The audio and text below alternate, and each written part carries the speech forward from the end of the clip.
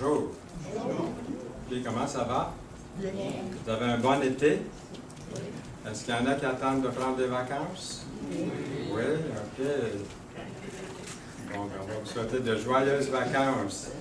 En attendant, travaillons un petit peu ce matin. Ça ne sera pas très éreintant quand même. C'est un message, comme vous voyez à l'écran, intitulé « Conserver l'unité de l'esprit ». C'est une phrase qu'on retrouve dans les Écritures, dans Éphésiens, chapitre 4. Nous allons regarder les versets 1 à 6. Qu'est-ce que ça veut dire conserver l'unité de l'esprit? Si vous avez votre Bible ce matin, je vous inviterai à l'ouvrir justement dans Éphésiens, chapitre 4. Nous allons considérer quelques versets dans ce chapitre-là. Le premier verset que j'aimerais lire se trouve au verset 1, les versets 1 à 3, et aussi les versets 4 à 6. On va commencer le verset 1 qui dit « Je vous exhorte donc, moi, le prisonnier dans le Seigneur, à marcher d'une manière digne de la vocation qui vous a été adressée, en toute humilité et douceur, avec patience, vous supportant les uns les autres, vous efforçant de conserver l'unité de l'esprit. » D'où le titre, le thème du message d'aujourd'hui, parle le lien de la paix. On continue à lire. Il y a un seul corps, un seul esprit, comme aussi vous avez été appelés à une seule espérance par votre vocation. Il y a un seul Seigneur, une seule foi, un seul baptême, un seul Dieu et Père de tous, qui est au-dessus de tous et parmi tous et en tous. Ça, c'est un verset qui ressemble à « Je suis le chemin, la vérité et la vie. Nul ne vient au Père que par moi. » Il y en a beaucoup, je les entends presque crier, même s'ils ne sont pas ici ce matin, crier de toute leur force. « Mais que c'est étroit, votre prédication ce matin! » Mais j'ai lu la parole de Dieu. Et vous avez vu ce verset, les versets 4 à 6, nous allons revenir sur cette liste-là. Imaginez un groupe où chaque membre ferait à sa guise. J'ai déjà fait partie presque de groupes comme ça, où chacun faisait pas mal ce qu'il voulait. Hein, c'était le chaos, ça allait mal, ça prend un certain leadership. Et puis, imaginez-vous un groupe où tout le monde ferait comme il lui plaît. Au contraire, un groupe doit fonctionner, on sait bien, comme une unité. Comme dans un grand orchestre. Je suis toujours impressionné quand j'entends une chorale, des chanteurs. Même nos petits chanteurs qu'on a ici dans l'Assemblée, puis que les dames ont préparé longtemps d'avance, puis ils viennent chanter pour nous. Un orchestre avec la musique, les différents instruments. Je me rappelle à l'école, on avait un 45 minutes par semaine où le professeur nous réunissait. Il fallait apprendre, il fallait écouter la musique, puis deviner quel instrument de musique était joué, puis le noter. Et ensuite, on en parlait en groupe. Moi, ça m'impressionne beaucoup. Je ne sais pas vous, mais de voir que tout ça, ça fait une harmonie, ça joue ensemble. Si quelqu'un se trompe le moindrement, on va l'entendre. Ceux qui sont musiciens, ils peuvent comprendre ce que je dis encore beaucoup plus que moi, là, parce que c'est tellement important de travailler ensemble dans un orchestre et d'émettre un son vraiment harmonieux qui est plaisant à entendre. C'est de la même façon, l'Église est une unité et nous devons prendre bien soin de protéger cette chose-là. La bonne procédure à suivre, le groupe devient une unité cohérente. Ils ont la bonne note, le bon son mélodieux.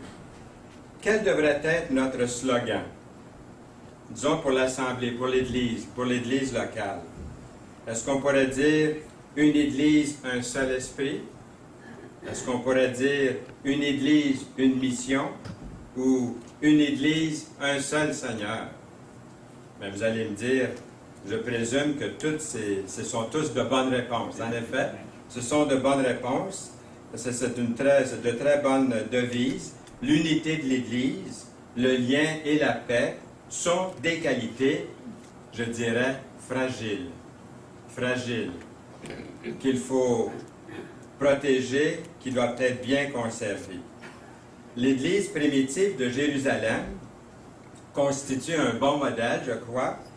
Au vu de cette Église, dans le livre des Actes, chapitre 2, nous retrouvons plusieurs signes vitaux. Et j'aimerais en mentionner quelques-uns. Premièrement, la prière est mentionnée. Et je pense qu'ici, dans l'Église, on a mis l'accent beaucoup là-dessus. Il y a aussi le Saint-Esprit. Une fois qu'on est né de nouveau, on reçoit le Saint-Esprit. Le leadership, d'avoir des anciens, des diacres, des responsables, l'école du dimanche, toutes les activités de l'Église sont nombreuses. Il y a aussi l'engagement, non seulement les responsabilités, mais s'engager dans quelque chose. Et bien sûr, nous avons notre guide par excellence, la parole de Dieu, notre guide, la Bible. La libéralité, la générosité, ce qu'on donne, que ce soit en argent ou en temps, de toutes sortes de façons, en matériel, il y a finalement l'unité. J'en ai mis 7, c'est le chiffre parfait, donc souvent c'est 3, 5 ou 7, les chiffres. Mais il y en a 7, il y en a sûrement d'autres aussi. Mais ce sont les principales, je crois, les signes vitaux de l'Église de Jérusalem, on les retrouve assez facilement. Il y a un mot dans le deuxième chapitre des Actes, dans Acte 2, qui se traduit par, de deux façons, qui se traduit par d'un commun accord ou tous ensemble. On retrouve ces deux expressions-là. C'est certainement une notion importante pour Dieu parce qu'on les retrouve souvent dans la parole de Dieu. Le mot se retrouve 11 fois dans les Actes. Nous lisons par exemple, tous d'un commun accord persévéraient dans la prière, dans Acte 1, 14. Nous lisons dans Acte 2, 46, ils étaient chaque jour tous ensemble, assidus au temple. Ils élevèrent à Dieu la voix tous ensemble, dans Acte 4, verset 24. Ils se tenaient tous ensemble, dans Acte 5, 12. Après nous être réunis tous ensemble, dans Acte 15, verset 25. Pour qu'une Église soit en bonne santé, nous croyons tous, j'espère, je crois, que c'est très important de vivre dans cette unité, dans une unité biblique. Et au cours des 63 ans, comme je mentionnais tout à l'heure, de ma vie chrétienne, j'ai vu des églises, j'en ai vu quelques-unes dans mon expérience, qui ont connu de grandes croissances assez rapides dans le passé. 63 ans, c'est long, hein? Il y a plusieurs étapes. Et puis, on en voit des choses. Et plusieurs conversions. J'ai vu des églises où il y avait eu beaucoup de conversions. Il y avait eu beaucoup de baptêmes par immersion, de grands projets de construction, puis on a construit des fois des grandes affaires pour répondre aux besoins en espace de la congrégation qui était en pleine croissance. Mais tout à coup, j'ai vu de mes yeux littéralement cette Église se déchirer. On ne sait pas pourquoi, on peut des fois pas mettre le doigt dessus. L'Église qui se déchire par des luttes de pouvoir, des luttes de toutes sortes. Et les problèmes n'étaient pas causés nécessairement par des différences doctrinales. La vie d'une Église est toujours précaire. Elle repose sur la vulnérabilité des membres, l'Église, chacun de nous. La Bible dit, « Voici, oh, qu'il est agréable, comme ce matin ensemble, comme il est agréable, qu'il est doux pour des frères et des sœurs, hein? Ça veut dire les deux, de demeurer ensemble, dans le psaume 133, le verset 1. Jésus a prié, vous allez voir dans un instant la prière que Jésus a faite, quelques heures juste avant qu'il fût arrêté, puis amené pour être crucifié. Voici la prière qu'il a faite. Il a prié, « Ce n'est pas pour eux seulement que je prie, mais encore pour ceux. » Qui sont ceux ici? Pour ceux qui croiront en moi par leur parole. Vous êtes ici ce matin, je suis là. Il a prié pour vous, il a prié pour moi, afin que tous soient un comme toi, Père, tu es en moi, et comme je suis en toi, afin qu'eux aussi soient un, en nous, pour que le monde croie. Je trouve donc qu'ils ne croient pas assez vite, hein? Pour que le monde croie. Quand est-ce qu'ils vont croire en masse, en groupe? Pour que le monde croie que tu m'as envoyé. Jean 17, versets 20 et 21. Le Seigneur continue. Je leur ai donné la gloire que tu m'as donnée afin qu'ils soient un, comme nous sommes un. Moi en eux et toi en moi, afin qu'ils soient parfaitement un et que le monde connaisse que tu m'as envoyé et que tu les as aimés, comme tu m'as aimé. Pouvez-vous trouver une meilleure prière, une plus belle prière? Êtes-vous content d'entendre la prière de Jésus pour vous et pour moi, pour nous tous, ici ce matin dans Jean 17?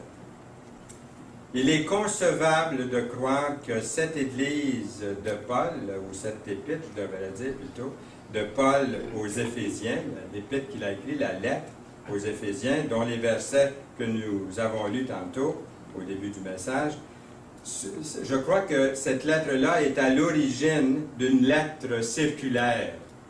Ce n'était pas uniquement pour Éphèse, la lettre, mais c'était une lettre pour partager, c'était une lettre à distribuer. Ce n'est pas uniquement à l'Église d'Éphèse, bien entendu, pour l'Église d'Éphèse, mais aussi, quand j'ai lu dans des anciens manuscrits, le mot Éphèse n'était même pas trouvé au début de certains manuscrits, au début de l'Épître. Alors, ce qui laisse à croire que c'était, on voit par le contexte, c'était à Éphèse, mais ça laisse croire que c'était une lettre circulaire qui pouvait être distribuée dans toutes les églises et dans tous les temps jusqu'à notre époque à nous. Tellement que, quand j'ai préparé le message dans Éphésiens chapitre 4, je me suis dit, et j'ai appelé Noël, j'ai dit, est-ce que je pourrais recommencer la prochaine fois au chapitre 1 pour la prochaine série, et puis faire une étude dans cette belle épître de Paul aux Éphésiens. Il y a tellement de choses pour moi, pour nous les chrétiens, et pour tous, de tous les milieux, de toutes les époques. On peut donc considérer cette épître comme une déclaration générale de l'enseignement chrétien à tous les chrétiens du monde entier. L'apôtre Paul prend 3 chapitres pour décrire tout ce que Dieu a fait pour vous et pour moi, pour nous, en Jésus-Christ. Nous avons toutes sortes de bénédictions spirituelles dont il fait mention. Et j'en mentionne quelques-unes ici. Premièrement, l'adoption. Il nous a adoptés comme ses filles, comme ses fils. C'est pas beau ça? Nous sommes ses enfants. Il nous a aussi rachetés, le rachat. Le pardon de nos péchés, c'est quelque chose de grand. Les gens vivent avec beaucoup de culpabilité aujourd'hui. Mais moi, je suis délivré de cette culpabilité-là. Satan, des fois, peut venir mettre la culpabilité dans mes pensées. Mais j'en suis complètement délivré parce que Jésus a pris ma culpabilité, a pris mon péché. Le Seigneur m'a pardonné, m'a purifié de tout péché. Son sang m'a purifié de tout péché. Et j'ai reçu le Saint-Esprit en moi. Le Saint-Esprit vit en vous si vous l'avez reçu comme Sauveur et Seigneur. Ça ne veut pas dire qu'on est sans péché, mais il nous garde de vivre dans le péché. Je vous cite souvent les paroles du docteur Dehan qui dit « A Christian is not sinless, he's sinless ». Oui, Michel, pour Michel, que en anglais, elle aurait tout de suite catché ça. Là. A Christian is not sinless, he's sinless. J'aime beaucoup, j'ai la misère à traduire ça en français. Mais le chrétien ne vit pas dans le péché parce qu'il a le Seigneur pour l'aider. Nous étions autrefois morts dans nos péchés, nous lisons dans l'Écriture, mais maintenant, nous avons goûté à la richesse de sa grâce. Je voulais mettre aussi l'héritage que nous avons en lui. Et nous avons la richesse, l'infinie richesse de sa grâce et aussi sa miséricorde. Puis au chapitre 4, le verset 1, il y a un changement majeur, tout à coup, dans la lettre aux Éphésiens. Moi, j'appellerais ça une sorte de penture. Au chapitre 4, il y a une penture. Qu'est-ce que ça fait, une penture? Bien, une penture sur laquelle la porte s'ouvre. Il y a comme une porte qui s'ouvre toute grande au chapitre 4. L'avez-vous vu? Il dit « Je vous exhorte ». Ah, Je vous exhorte. Mais ce qui change, ce qui fait la penture, c'est ça. Donc, ça c'est la penture. Après avoir dit ce qu'il a dit dans les 3 premiers chapitres, il dit, je vous exhorte donc. Il y a quelque chose qui va se passer là. Je vous exhorte donc, Éphésiens chapitre 4, verset 1. C'est comme si l'apôtre disait, comment allez-vous répondre à la richesse de la grâce de Dieu? Comment allez-vous répondre à ça? Est-ce que ça va faire une différence, l'infinie richesse de la grâce de Dieu dans votre vie? Est-ce que ça va faire une différence dans la façon dont vous vivez? Donc, je vous exhorte. Hein, si on inverse ici la petite phrase. Paul fait valoir aux chrétiens de faire preuve de zèle dans la préservation de l'unité de l'Église et le lien de la paix. Dans les versets qui suivent, l'apôtre nous apprend comment utiliser ou comment être sûr qu'elle existe cette unité dans l'Église. L'unité du corps de l'Église, l'Église, le corps de Christ, est mise à jour, si on peut dire, ici pour utiliser un terme qu'on connaît bien en informatique. Mettre à jour. Des fois, ça nous joue des tours quand on met à jour nos ordinateurs. Mais avec le Seigneur, il ne nous trompe jamais. Et puis, il y a 4 principes que j'ai trouvés au moins, là, qui favorisent l'unité dans l'Église. On va en prendre une. Tiens, la première. L'unité dépend de votre caractère, du caractère chrétien, de mon caractère. Parce qu'on fait partie de l'Église, on est des pierres vivantes dans l'Église. Alors, l'exhortation de l'apôtre Paul, il liste 5 vertus dans cette exhortation. Et la première, ici, que je note, c'est l'humilité. Il y a aussi la douceur, la patience, la tolérance mutuelle, puis l'amour. Quand je regarde cette liste-là, si je prends par exemple l'humilité, bien, aujourd'hui dans notre monde, c'est chacun pour soi. C'est l'individualisme qui existe. On fait valoir ses droits, beaucoup. On vit à cette époque-là, je crois. Alors c'est difficile de faire passer une telle qualité. C'est plus une qualité, je pense, pour le monde. Ça serait peut-être vu comme de la mollesse. Prenez le mot douceur. Eh bien, le mot douceur, si vous essayez de mettre ça en pratique aujourd'hui, vous allez peut-être vous faire traiter de bonasse. La douceur. Les Romains, ce n'était pas une qualité pour les Romains du temps du Seigneur d'être doux. C'était vu comme un défaut. C'était vu comme quelque chose de bonasse. C'est vraiment des qualités qui viennent de l'esprit. C'est pas quelque chose de naturel d'être humble et puis d'être doux. Être doux, ça ne veut pas dire être bonasse. On peut être doux, ça peut être comme un point de fer dans un gant de velours. Une ferme douceur. Ou une douce, tiens, mettons-le comme ceci, une douce fermeté. On peut être ferme, mais être doux. On peut dire non. Qu'est-ce que ça veut dire? Ça veut dire non. On peut dire non! Est-ce que c'est plus fort? Ça paraît plus fort, mais c'est pas très doux. Mais je peux dire non. Je n'avais pas ta cigarette, ou j'avais pas ton alcool, ou j'avais pas ta drogue, ou j'avais pas bien plein de choses. C'est les choses qui me sont venues à l'esprit, là. Mais il y a plein de choses comme ça, je peux dire non, avec douceur. La patience. Je me rappelle au tout début de l'Assemblée, ici, on était 4 ou 5 anciens. On s'entendait très bien, on était tous des amis. Je vous nomme Serge Lafrance, Peter Fagan, Jim Yorgi, puis Jack Harvey, et moi. On était 5. Puis on s'entendait bien, on était des amis, on a fondé l'Assemblée ici. Et puis un jour, on était réunis devant l'Assemblée, puis chacun donnait un petit témoignage. Et puis quand c'est arrivé autour de Jack Harvey, il dit, lui aussi, on s'entend bien, on s'aime beaucoup, les anciens ont pris ensemble. Mais il dit, je trouve donc que Fernand n'a pas de patience. on s'était parlé franchement. Et puis il trouvait que j'avais pas de patience des fois avec les autres anciens peut-être. Mais j'avais besoin moi aussi d'être repris, j'avais besoin aussi comme les autres. Et puis vous voyez, c'était au tout début, là, ça fait de 38 ans de ça ce que je vous dis. Là. Ça fait 38, ça fait 38 ans. Si je pense à 1972, oui, ça fait 38 ans, c'est ça. Donc, j'espère que dans 38 ans, j'ai appris un petit peu à être patient hein, avec mes frères et sœurs. Mais des fois, on trouve que ça va pas assez vite. Hein? Et puis, on perd de patience avec un, on perd de patience avec l'autre. Et puis, mon épouse me dit que je suis très, très patient pourtant. Donc, j'essaie de me vanter un petit peu, de me racheter. Mais c'est qu'on n'est pas là ce matin, je peux peut-être dire ça, mais avant d'entendre le message un peu plus tard, là, comme ceux qui ont écouté le CD ou le DVD. La tolérance mutuelle, ça aussi, j'ai besoin d'apprendre là-dessus, la tolérance. On voit quelque chose qui se passe, puis on est intolérant.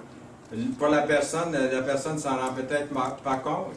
Mais nous, on est là, puis on dit, mais gars, on n'arrive pas à être tolérant. C'est bien marqué, la tolérance mutuelle, et ce qui surpasse tout, puis ça vient vraiment tout englober, c'est quoi? C'est l'amour. Hein? C'est l'amour, finalement. Nous avons ce beau verset dans le verset 2 du chapitre 4, en toute humilité et douceur, avec patience, vous supportant les uns les autres avec amour. On les a, là, on l'a le verset ici, verset 2 dit ça. Alors, Paul aborde deux raisons principales. Deux raisons principales de conflits dans l'Église, des conflits de personnalité, hein, l'orgueil qui est sous-jacent, l'orgueil, et des conflits d'opinion. Ça arrive assez fréquemment. Nous avons des exemples dans les Écritures. Nous avons Évodie et puis Syntyche dans Philippiens 4. Nous allons regarder des versets dans Philippiens si vous voulez ouvrir. D'abord, lisons d'abord Philippiens 2, les versets 2 à 8. Paul écrit « Rendez ma joie parfaite, ayant un même sentiment, un même amour, une même âme, une même pensée. Ne faites rien par esprit de parti ou par vaine gloire, mais que l'humilité vous fasse regarder les autres comme étant au-dessus de vous-même. » Et l'apôtre continue en disant que chacun de vous, au lieu de considérer ses propres intérêts, considère aussi ceux des autres. Ayez en vous les sentiments qui était en Jésus-Christ. Existant en forme de Dieu, il n'a point regardé son égalité avec Dieu comme une proie à arracher. Puis ensuite, il ajoute au verset 7 du chapitre 2, « Mais il s'est dépouillé lui-même en prenant une forme de serviteur, en devenant semblable aux hommes, et il a paru comme un vrai homme. Il s'est humilié lui-même, se rendant obéissant jusqu'à la mort, même jusqu'à la mort de la croix, dans Philippiens 2, 7 et 8. Pourquoi l'apôtre Paul donne-t-il cet avertissement dans Philippiens? Pourquoi l'apôtre Paul a-t-il le sentiment que c'était nécessaire de faire cet avertissement? Qu'est-ce qui se passait dans l'Église de Philippe à ce moment-là pour que Paul écrive ces mots-là? Quand Paul a écrit cette lettre aux Philippiens, il y avait évidemment un conflit dans l'Église de Philippe, entre deux femmes, entre deux madames dans l'Église. Évédie et Syntyche, dans l'Église, ce conflit menaçait l'unité de l'Église, le lien de la paix. Au verset 2, verset 3a, nous lisons « J'exhorte Évodie et j'exhorte Syntyche à être d'un même sentiment dans le Seigneur. Et toi aussi, fidèle collègue, oui, je te prie de les aider. De les aider. Il y a une place pour ça dans l'Église.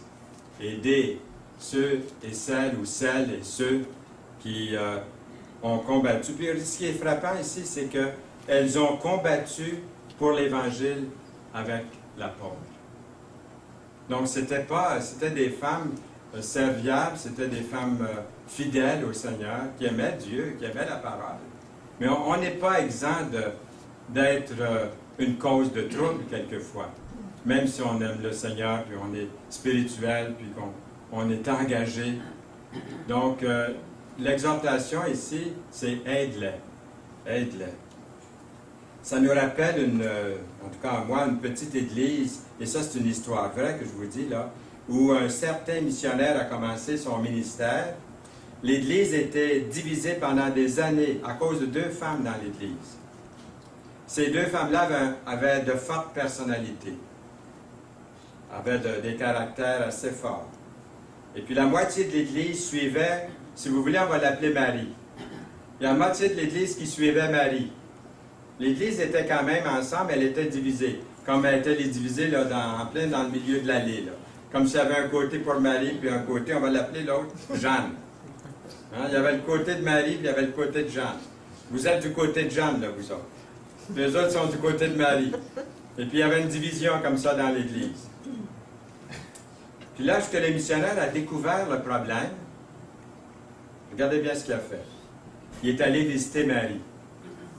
Il est allé visiter Marie, puis en mangeant un bon muffin d'avoine que Marie avait préparé, j'en ai l'eau à la bouche, pas vous, il lui a dit à Marie, « Vous êtes une cuisinière merveilleuse, Marie.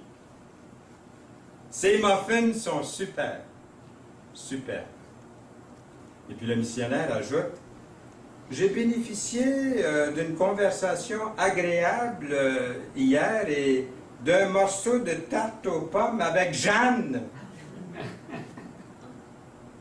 Hier après-midi, puis elle aussi est une bonne cuisinière, pas vrai? » Marie répond, « Oh, pardon, pas tout de suite. » Marie répond, « Ouais, elle est une bonne cuisinière, mais elle fait bien la cuisine, mais c'est à peu près la seule chose qu'elle fait bien. » Marie a dit, « Je pourrais vous raconter une chose ou deux sur elle. Hein. Sur Jeanne, je pourrais vous en raconter des choses.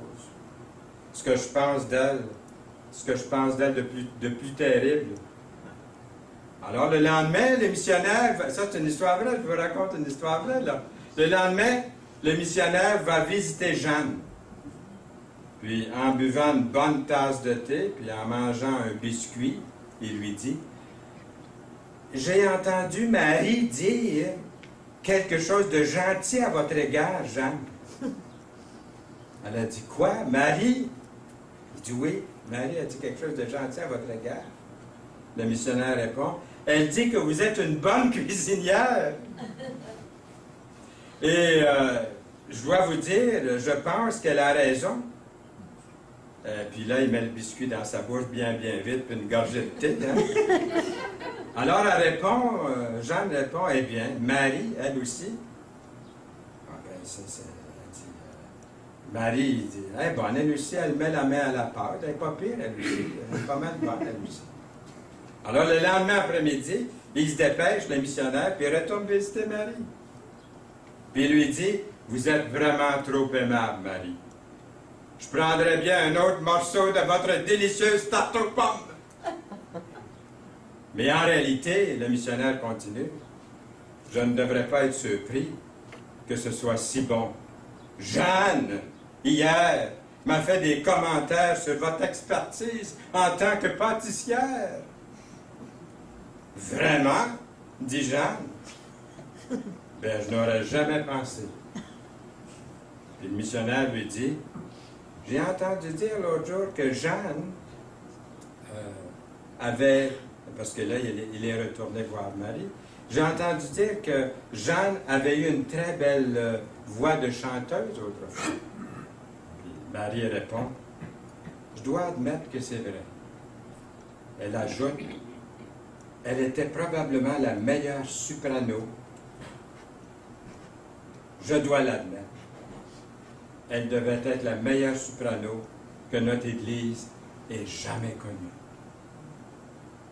Finalement, comme toute bonne histoire termine bien, par la création de cette bonne volonté entre deux sœurs chrétiennes dans l'Église, la paix et l'unité ont été restaurées au sein de l'Église. S'il y avait plus de ça, hein, ça c'est juste une illustration, mais c'est une histoire vraie, puis ça peut se produire quand on recherche la paix, quand on veut la paix. Il y a peut-être quelqu'un qui peut aider quelqu'un à restaurer cette paix, à refaire la paix. Il y en a qui l'ont. Il s'agit de trouver qui a ce ministère de paix entre nous. Et c'est un ministère vraiment incroyable qui fait des grands miracles. Combien de conflits en moins y aurait-il dans l'Église si tous nous faisions preuve d'humilité, de douceur, de patience et d'amour? Il a été dit que... Je vais mettre les autres ici, là. Il a été dit que l'humilité, puisqu'elle paraît au haut de la lettre, de la liste ici, on a dit que l'humilité, qui, lorsque vous savez enfin que vous l'avez, cette humilité, en réalité, vous l'avez perdue. Donc, c'est une qualité à développer, mais on ne se vante jamais d'être humble. Hein? Il faut rechercher l'humilité puis laisser faire le reste. Je pense que ça va devenir évident. L'Écriture dit « Dieu résiste aux orgueilleux, mais il fait grâce aux humbles. » Dans Jacques, chapitre 4, verset 6.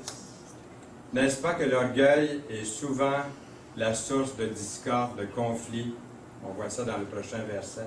Dans la 3e épître de Jean, nous lisons « J'ai écrit quelques mots à l'Église, mais Diotrephe, qui aime à être le premier parmi eux, ne nous reçoit pas. » Dans 3 Jean 9. Je suppose que l'orgueil est quelque chose que chacun de nous a à combattre dans une certaine mesure. Est-ce que je me trompe? C'est comme le mari qui priait à haute voix, « Ô Seigneur, fais de moi un succès, et s'il te plaît, Seigneur, veuille me garder humble. » Et puis sa femme est assise à côté de lui, puis elle enchaîne à haute voix, « Ô Seigneur, donne-lui du succès, moi je vais m'arranger pour le garder humble. » Amen. Il y a une voiture qui a dérapé sur une chaussée mouillée, puis a percuté un poteau de téléphone, blessant le chauffeur. Puis une femme se précipite pour offrir son aide, mais aussitôt, un monsieur l'écarte en lui disant « Ôtez-vous de là, madame, ôtez-vous de là, j'ai mon certificat de premiers soins. » Alors, la femme reste à côté un bout de temps, puis après un instant, la femme poliment lui tape sur l'épaule, puis lui dit « Pardon, monsieur, quand vous serez arrivé à la partie où vous devez appeler un médecin, dites-le moi. » Dites-le moi. Ce serait merveilleux de toujours traiter les autres avec humilité, avec douceur, avec patience, dans l'amour mutuel. Pas toujours facile, vous allez dire. Nous lisons, ayez les mêmes sentiments les uns envers les autres. N'aspirez pas, nous l'avons lu tantôt, je crois, à ce qui est élevé, mais laissez-vous attirer par ce qui est humble. Ne soyez point sages à vos propres yeux, dans Romains 12, verset 16.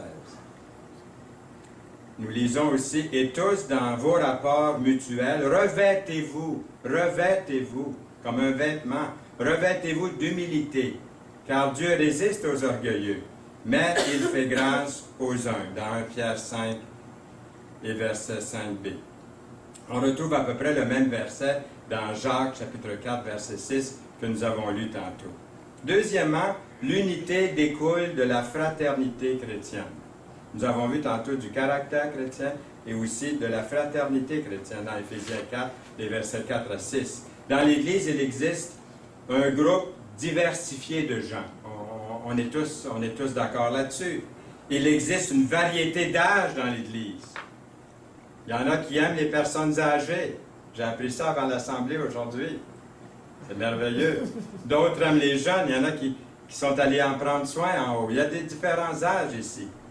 Adultes, enfants, adolescents, des personnes âgées. Il existe une variété de milieux aussi, à la fois culturels et religieux. Il existe une variété de métiers, de professions dans l'Église. Une variété de talents dans l'Église, d'intérêts. Alors, comment une Église peut-elle, de cette expérience d'une aussi grande diversité, connaître une véritable unité? On est tous différents. Bien, je vais vous dire pourquoi. Parce qu'elle est fondée sur la fraternité dans le Seigneur Jésus-Christ. C'est ça, la réponse. Pas vrai? Oui. Ce qui nous unit, c'est quoi? C'est beaucoup plus grand que ce qui pourrait nous diviser. Nous sommes unis dans le Seigneur.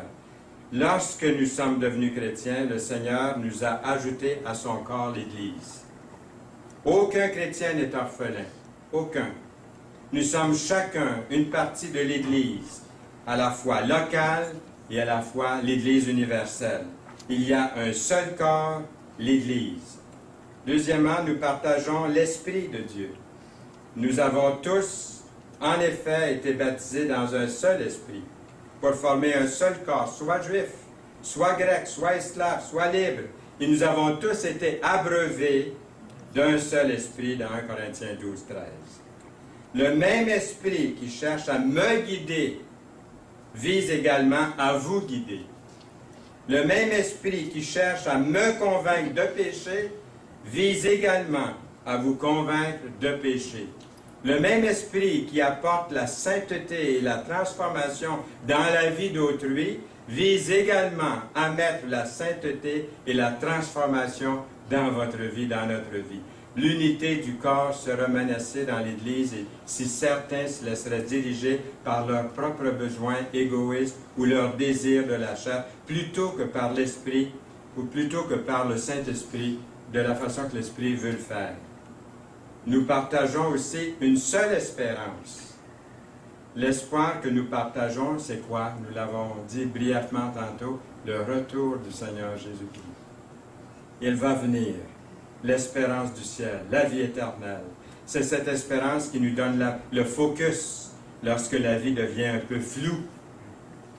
C'est cet espoir qui nous maintient lorsqu'on passe par les plus dures épreuves, difficultés de la vie, si on n'avait pas le Seigneur. Ensuite, nous partageons un seul Seigneur. Jésus est Seigneur, il est l'alpha et l'oméga, le premier, le dernier. Et en dehors de lui, il n'y a rien d'autre. Il n'y a rien d'autre. Dans notre texte d'aujourd'hui, nous avons vu l'unité de notre Dieu. Un seul Seigneur, un seul Esprit, un seul Dieu et Père de tous. Éphésiens 4 à 6. C'est à partir de cette unité de notre Dieu que notre propre unité est dérivée. Et nous partageons une seule foi. Qu'est-ce que notre foi?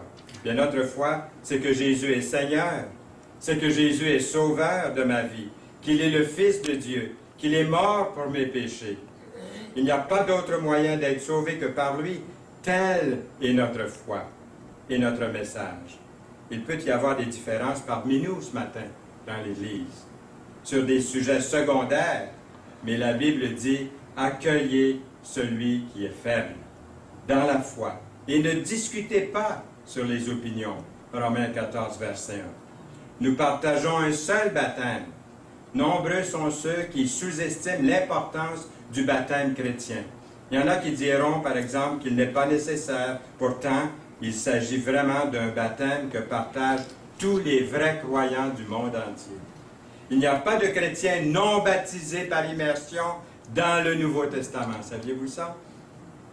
Nous lisons dans Galates 3, 26 et 27, « Car vous êtes tous fils de Dieu par la foi en Jésus-Christ, vous tous qui avez été baptisés en Christ. Vous avez revêtu Christ. » Et nous partageons un seul et même Père céleste. Oui, nos liens fraternels sont beaucoup plus importants et beaucoup plus puissants que nos différences. Notre unité est dérivée, je le répète, de notre communion fraternelle. En conclusion, on pourrait ajouter les deux derniers principes qui favorisent l'unité, mais vu que c'est assez long, puis l'heure est un peu avancée, on va les garder pour une prochaine fois, les deux autres, mais je vous les mentionne quand même. Nous avons vu les deux premières, l'unité dépend du caractère chrétien, l'unité découle de la fraternité chrétienne, mais il y a aussi l'unité qui est enrichie par la diversité des dons particuliers, des dons spirituels particuliers. Et finalement, il y a aussi l'unité qui exige notre croissance vers la maturité biblique et chrétienne. Donc, nous avons tous les quatre qui nous aide à vraiment mettre de l'unité, de l'harmonie dans l'Église. Alors, on a essayé par les Écritures, par cet épître, qui est un circulaire vraiment pour notre Église aussi, comme pour toutes les autres, à mettre en pratique ces choses que le Seigneur nous a laissées. Est-ce qu'on dit Amen à ça? Oui. Amen. Inclinons-nous un instant dans la prière pour remercier de sa bénédiction sur nous. Seigneur, nous voulons te bénir, te louer, te rendre gloire, comme nous l'avons fait abondamment, mais même pas assez. Nous aurons l'éternité pour le faire et dans des bons termes, avec le bon vocabulaire, la bonne terminologie. Nous aurons tout ce qu'il faut, Seigneur, pour te glorifier. Mais ce matin, nous te louons, nous te bénissons pour ta parole, pour ce guide merveilleux que tu nous laisses. Que de choses, Seigneur, nous avons vues dans ces quelques versets. Seigneur, nous te prions de nous bénir ensemble et de marcher devant nous, un pas à la fois, de nous précéder. Dans ta volonté, nous nous soumettons à toi au nom précieux de Jésus. Amen. Amen.